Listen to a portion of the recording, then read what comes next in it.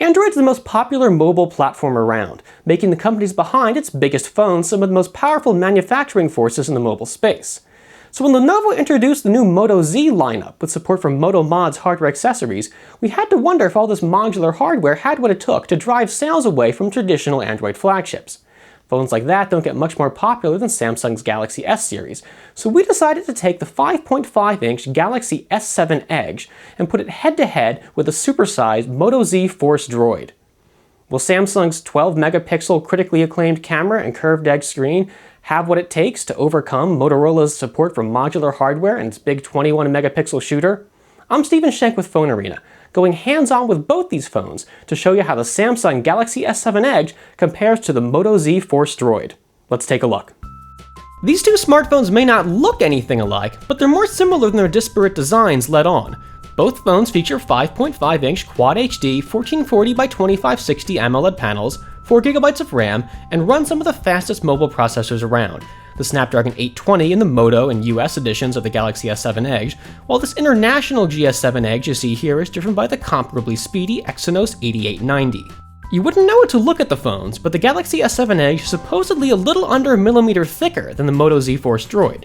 Even not counting the camera bump, that's a little hard to believe, as not only does its curved screen design simply make the phone appear and feel incredibly thin, but a side-by-side comparison suggests these two handsets are on a nearly even playing field, at least thickness-wise.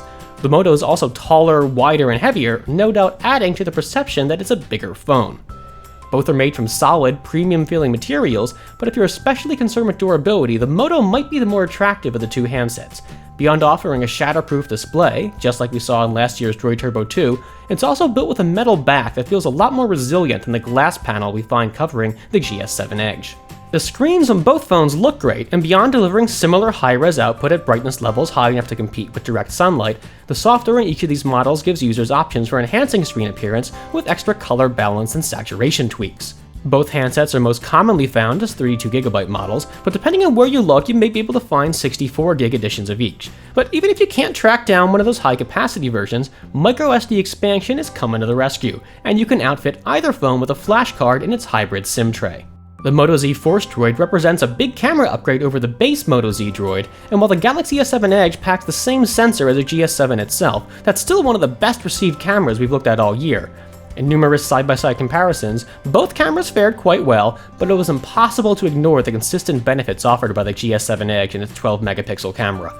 Colors, exposures, everything just looked better. Low-light performance easily exceeded the Moto's camera, and even autofocus performed better.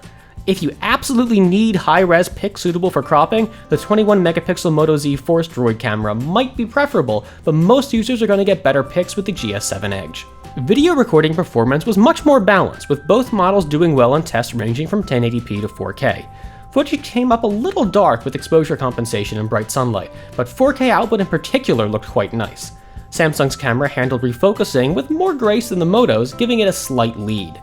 Camera software is powerful on both phones, combining straightforward auto modes with feature-packed manual options. While the choice of camera UI may tap heavily into personal preference, we found the menu structure in Motorola software just a little better done than Samsung's implementation. Smartphone manufacturers just can't seem to agree on the best place to put a phone's speaker, and when you're getting into some media playback, chances are you're going to get a more enjoyable experience with the front-facing speaker on the Moto Z Force Droid. The rear edge component on the Galaxy S7 Edge is still plenty loud, but it gets a bit swampy with muddled bass tones. The video looked pretty good on both phones, and while the dual curved edge display on the Galaxy might be a lot of fun for getting notifications or interacting with side-swipe menus, it's really just a poor choice for screen-filling video, which gets distorted where the screen bends at its edges. That trade-off may be worth it for users who think a phone that looks neat is more important than one with nice clean output, but that's ultimately up to you. Samsung hooks users up with earbuds right in the box, while Motorola's trying to push us away from analog audio accessories altogether. The phone drops its headphone jack in favor of a USB Type-C only solution. At least there's an adapter included with the handset, but it's one extra that's all too easy to lose. Calls sounded alright on both phones, though maybe not great on either, with the Galaxy's earpiece pulling the same bass-heavy action as its speaker, while the Motorola sounded crisp, but with some extra background static. Big batteries are present in each of these models, offering over 7 hours of screen-on time in our custom test. Samsung wins for recharging slightly faster, in just over 90 minutes, and also supporting wireless charging. The Moto, meanwhile, gets points for easily supporting extra battery packs thanks to its Moto Mods accessories. The Moto Z Force Droid manages to put on a valiant showing, and while these are both some very good phones, the Samsung Galaxy S7 Edge does manage to pull ahead in a few key areas. The phone's camera produces better output than the Moto's higher res sensor, features like multi-window add some legitimately solid extensions to basic Android, and while we can't shake the feeling that the phone's dual curved edge display is more futuristically cool looking than legitimately useful, we also can't deny that it adds a lot to the phone's stylish look. As for the Moto Z Force Droid, in contrast, it's almost a much more reserved handset, saving the bulk of its energy for the phone's one main feature, support for Moto Mods hardware add-ons. If you intend to invest in all the hardware extensions Nova makes available, this is clearly the phone to get, but honestly, even if we're just looking at the handset itself, this is still one really easy to recommend phone. Just as has been the case so many times before though, what ultimately matters is what you intend to get out of the phone, and both the Moto Z Force Droid and the Samsung Galaxy S7 Edge are well equipped to speak to their own segments of the smartphone buying public.